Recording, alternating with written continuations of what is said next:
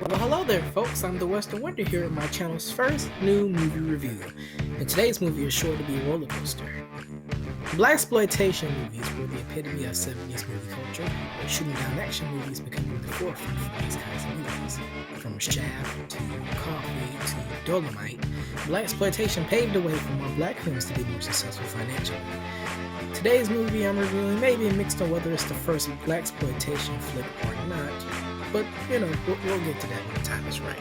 Today's movie review is Cotton Comes to Harlem.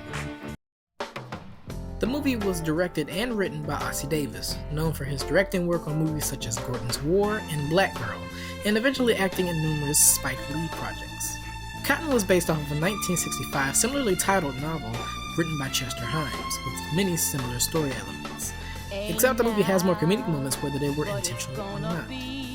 Cotton was picked up by United Artists and was released on May 26th of 1970 and made over $5 million at the box office, under a $1 million budget. Let's take a look at the story of Cotton Comes to Harlem. The movie revolves around a scam artist pastor named Dick O'Malley, played by Calvin Lockhart. Look at that cape. James Brown must have known that since Dracula didn't need it at the time. O'Malley, ever so cunning, deceives his black followers into thinking they can get expensive tickets back to Africa. However, two hard-boiled local detectives, Gravedigger Jones, played by Godfrey Cambridge, and Coppernet Johnson, played by Raymond St. Jack, have been busting their butts following the O'Malley case, and they're waiting for the right moment to pounce on an observation. On his way out of the parade, or pledge, O'Malley, or should I say the people buying the tickets, unfortunately gets robbed by some strange masked men. O'Malley and his henchmen follow the masked men's car, and Gravedigger and Coppernet follow along, proceeding car chase. During the car chase, we get some moments with the strangers in Harlem, including an alcoholic who gets hit by the masked car, a happy fellow at a funeral parlor waiting to secure his next check, a dancer who probably didn't get credit for influencing Jackson and Prince trying to impress some girls but failing miserably to catch their attention. At least he dodged some good notes from the car chase. O'Malley and his henchmen eventually realize that Gravedigger and Coppernet are on their tail, and eventually the two detectives are thrown off course. Oh, and some old woman is watching a man speaking some kind of unintelligible language work on a painting. While the man is painting, another shady man attempts to take her wallet, but the woman notices and attacks the man, who runs away and is knocked out cold by one of the cars in the chase.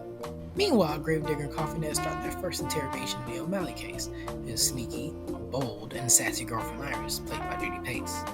As the two detectives try to get some info out of her, she isn't budging, angering a short-tempered Coppernet when she throws a cup of water at him when he answers the phone, assuming it's O'Malley. A fellow co-worker thought that the two notices that O'Malley and his cohort ended up in a nasty car accident involving the masked men, and the chief would like to see the two on the scene immediately. So, Gravedigger and Coppernet leave the cop with Iris and a warning, not to keep his eyes off of her and let her take advantage of his naivete. Most of the police force on O'Malley's side, assuming that Gravedigger and Coppernet are only trying to destroy his streak due to a personal beef. So not only do the detectives have to follow O'Malley until the right time to strike, but they also have to prove to chief and others that O'Malley is nothing but a fraud con artist. Meanwhile, a bale of cotton filled with thousands of dollars that has fallen off the masked men's truck has fallen into the hands of, I believe this man is a well-known comedian who would eventually star in some show named Sanford and Son. I just can't remember his name. Maybe you guys know. Anyway, the junk dealer goes by the name of Uncle Bud, who tries to get help picking up the cotton from the same lady who nearly got robbed earlier in the movie, and watched a guy get hit by a car with no remorse, might I add. But fails because she misinterprets the cry for help as a money scam, and that she's a Christian lady who would have beat the crap out of him if he wasn't pulling her lead about the cotton in Harlem. Now back to Gravedigger and Coppernet. Their interrogation continues as we get beautiful shots of Harlem. In their first spot, despite thinking it's a troublesome spot, is actually holding a Swahili class. Then they go question the friend of a robber who got hit by one of the cars earlier. The man, played by Cleavon Little, is presumably high and traumatized out of his mind, claiming that the masked men were white men in disguise. So then we go back and forth between Iris and the cop, where she goes from questioning his sexuality to seducing him, successfully might I add, in order to escape O'Malley's apartment, to pesky O'Malley himself, convincing his now deceased henchman's wife Mabel to let him stay at their, or her, humble abode. The morning after, when Mabel returns from running some errands, she catches O'Malley without a shirt, and after many moments of tension, the two gradually kiss, which is quickly interrupted by Iris breaking the front door down.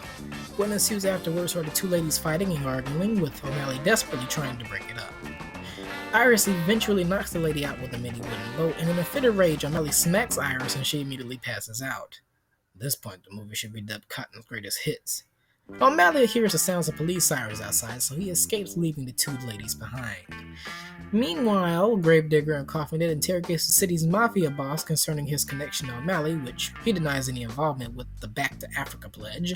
And after Uncle Bud makes a deal to split the cotton with a fellow Jewish junk man, word has gone around about the bale of cotton in Harlem, as seen earlier in the scene which O'Malley was informed by Mabel about his presence. One particular CD man, who we'll call Mr. Beret, but his name is actually Cal, but I prefer Mr. Beret, as he will make more appearances as time goes on, comes by Uncle Bud's junkyard home asking about the bale of cotton. But Uncle Bud plays coy and denies any questions about his whereabouts, and quickly cuts the conversation short by running back inside his home, upsetting Mr. Beret. One of O'Malley's cohorts, who happens to be visiting Uncle Bud, chases Mr. Beret away and leaves Bud's junkyard afterward to update O'Malley on the cotton and the whole deal between Uncle Bud and the junk man. As Gravedigger and Coffin Head pick up more dirt on O'Malley before reaching their final verdict of sorts, another action sequence shootout happens near Uncle Bud's junkyard, in the dark. Pretty much every bad guy looking for the cotton is there, and movement is static until Gravedigger sets off his flare gun, which infiltrates the shootout. Lots of corny, over-the-top deaths are shown on screen, but the action in the scene is pretty cool.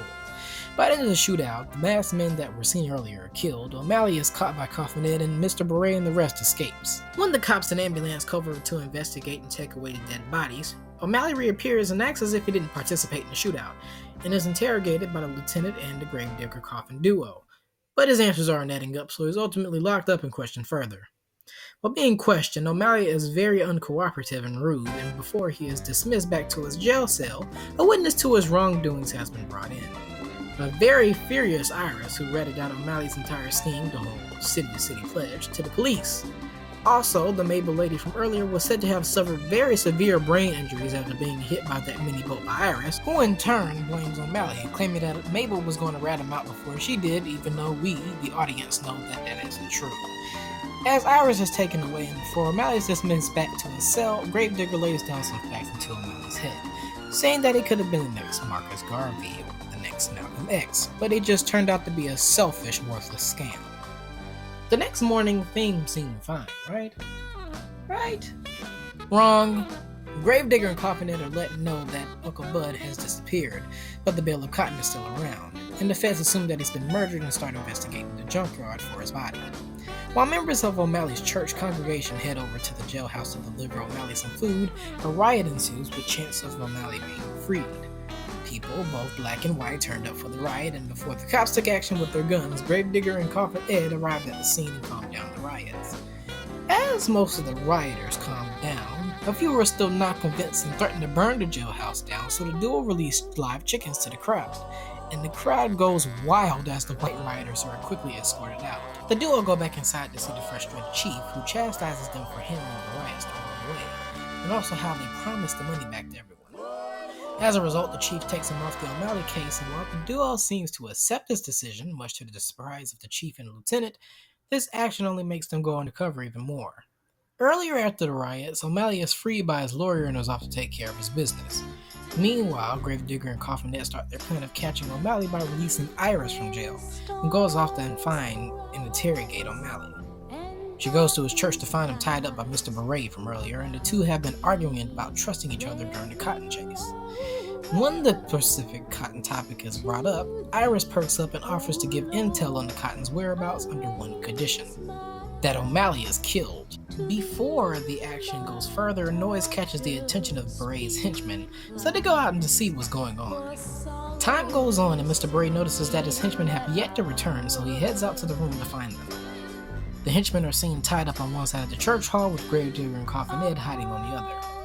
When Mr. Beret starts to get close to the duo, Gravedigger sets off a warning shot, leaving Beret frightened.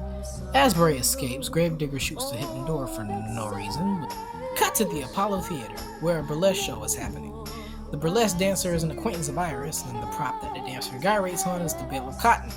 O'Malley eventually arrives and first notices Iris, then the dancer, then the bale of cotton, and starts to make his move.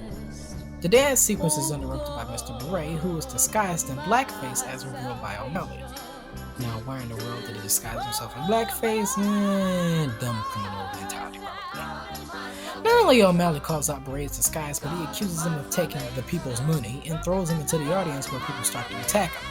But Gravedigger stops the attack by raising Mr. Beret off the stage with a prop, then a gospel show follows. Wow, just wow. A burlesque show followed by a gospel show. Things couldn't get crazier than that, right? We'll get to that. Anyways, O'Malley is backstage in the props room digging for the money in the bale of cotton, but is cut off by Coffin Ed, who was hiding originally, and ends up fighting O'Malley, and criticizes him for taking the money from all of his black followers.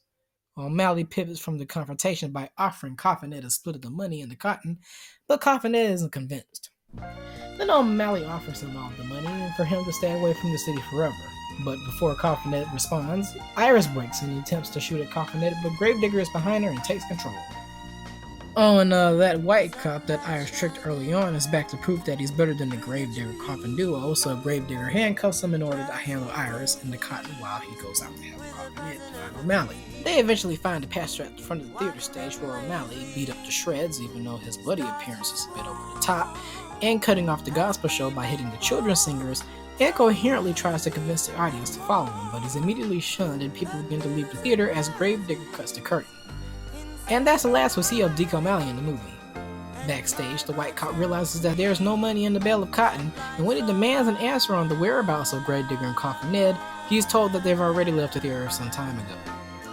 Speaking of the courageous duo, they've gone back to the mafia boss from earlier to ask for $87,000 to get back to the people who paid tickets for O'Malley's scam. Later, the chief gets a hold of the bale of cotton and boom, there's the money. The white cop angrily cries out a somewhat racist insult and accuses the two of making him look bad, and the chief forces an apology out of him. Once the cop is gone, the chief commends the duo for their hard work and all things seem to go back to normal. The next day, the duo received a postcard from Uncle Bud. Earlier, he bought the cotton back from the Jewish junk man after presumably realizing that the bad guys were out to get it. After getting the cotton back, Bud ran off to Africa with the ill-gotten money that was missing from the cotton to start his own cotton farm. And now he's so-called the king of the cotton industry there, and he's making lots of money out of it. Oh, and he signs the postcard with his full name. Booker Washington Sims. Coffin and Gravedigger have a laugh and drive off into the city. And that's the movie. Now on my rating scale, yeehaw-tastic, meaning that it's good, meh, it's just okay, or horrible, meaning that it's bad, Cotton Comes to Harlem stands at a, drumroll please, yeehaw-tastic. The movie is a lot of fun with action sequences and urban dialogue that was very unusual for its time, and it does bring in serious topics or other edgy things that will not be very well received in this day and age. Not to mention that it has a consistent plot, for the most part, clever transitions, a strong cast, and catchy music. I highly recommend the movie for someone who likes very classic and vintage films like these. It's very well done otherwise. Tune in next week for another film review, an 80s movie as a matter of fact. Western Wonder, out.